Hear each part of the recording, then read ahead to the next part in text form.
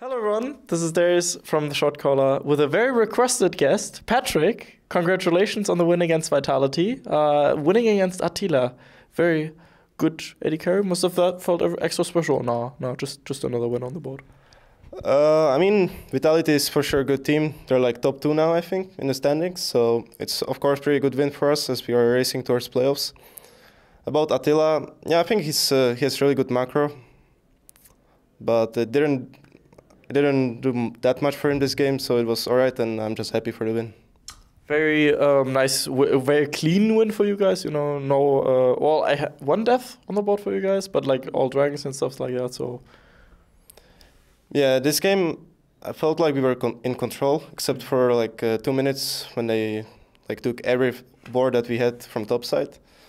So even though in game I felt a bit that we were going too slow, that we weren't getting much, we got a fight, and then it was just over when we got Nash. They couldn't do much, so it was a nice game. good macro decisions there. Coach is hopefully happy about that one. Now you guys managed to beat G2. You guys managed to beat Vitality. You know, the top 2 teams. But you guys also sometimes struggle against teams that are a bit lower in the score. So how come the team has these ups and downs and it hasn't been able to find the stride to be the most consistent and best team in the league? I mean, honestly, it feels like at this point it doesn't matter who we play. For us, it's more that if we play our game and if we play to our fullest potential, we can win. So, for example, when we lose, I think we just didn't play well. It's not that the enemies played like good or something. We just played really bad on our losses. So you need to fix is it like mental issues or communication issues? What are some of the issues with the team, or drafting issues? No, I think we don't have mental issues in this team, I would say. We have psychologists, coach Fabian, so that helps us a lot. I think with us it's rather that some weeks we didn't practice as well as others, and we didn't exactly understand the meta. So we just ended up playing with like bad drafts and bad styles. But I think this week we had like good preparation and we had good practice, so it went well for us. You're joined by a lot of veteran players and play on a veteran organization for that matter. Giotto has been in the scene for Giotto. He always gets tilted when I say his name. At least for a little while as well. Does that make you more confident as a still rather young player, rather recent player? You know, looking to your sides and seeing, oh, there's Smithy. You know, he's been in the scene for so many years. There's Nuke Duck, who's been playing for like, I don't know, 7 years at this point. Does that give you more confidence? I mean, it for sure feels nice to be like surrounded basically by veterans, because they're all so smart about the game, and I have a lot to learn from them. So I'm like, every day I'm just learning something. So in that regard, it's really good. And also I know when we're on stage that in case I will feel like stressed or I will be nervous, they will always like keep me high. So yeah, it's pretty nice to have them around me. Are you happy with your own performance thus far within the split? I think I had mostly good games. I had I think I had bad games against Fnatic and Misfits.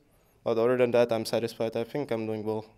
On a scale of 1 to 10, with 10 being like your highest point ever, or like your fullest potential, like you know the one H when you were playing on H2K, the playoffs game where you really popped off against Vitality, like let's say that's 10, and 0 is of course, you know, bronze 5. So where are you right now? I think on the good games I'm doing like 9 maybe. I feel like sometimes when I get ahead from either laning or like kills from jungle or something, I'm not exactly pushing my lead as much as I could. So that's what I'm looking forward to improve, and I think I'm doing like 9, yeah. Okay. Still very confident though. I mean, I don't know, I think I'm quite confident, but I'm trying not to be like too cocky, so I don't get shut down in certain games. So I'm like trying to keep it normal with like good self-confidence. Is that maybe a problem for quite a few ADCs too, that they get a bit too cocky at times? I mean, it feels like you're referring to upset. No. Is that the case? No, I'm referring to a bunch of players, honestly. Like I'm an ADC myself, so I'm referring to myself as well. I get super cocky when I play well.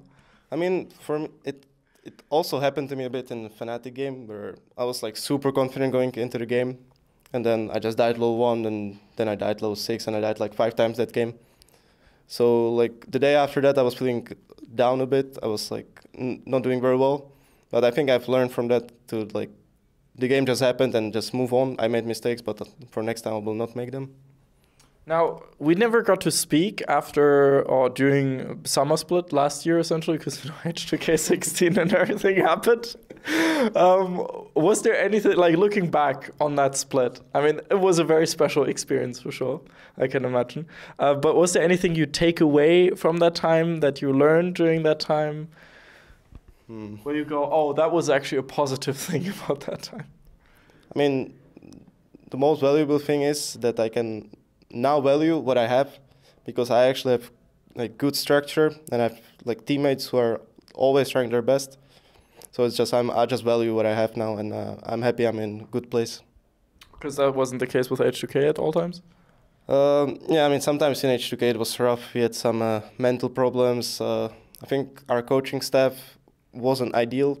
They weren't fixing the issues that we had between the players, I think. So that was also the problem for us in coming into the summer split back then, I think. But now whenever there's a problem or something, we just talk about it and we make sure everything is fine. So it's all good. Like a good organization, Origen cleaning up the image and everything. I recommend. He recommends. Get the Origen jersey now at origen.gg/shop. I can show you a t-shirt that we have. Do you sure. want to see?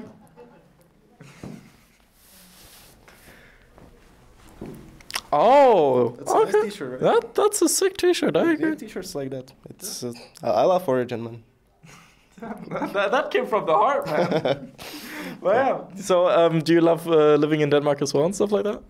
Yeah, I definitely prefer Denmark over Berlin.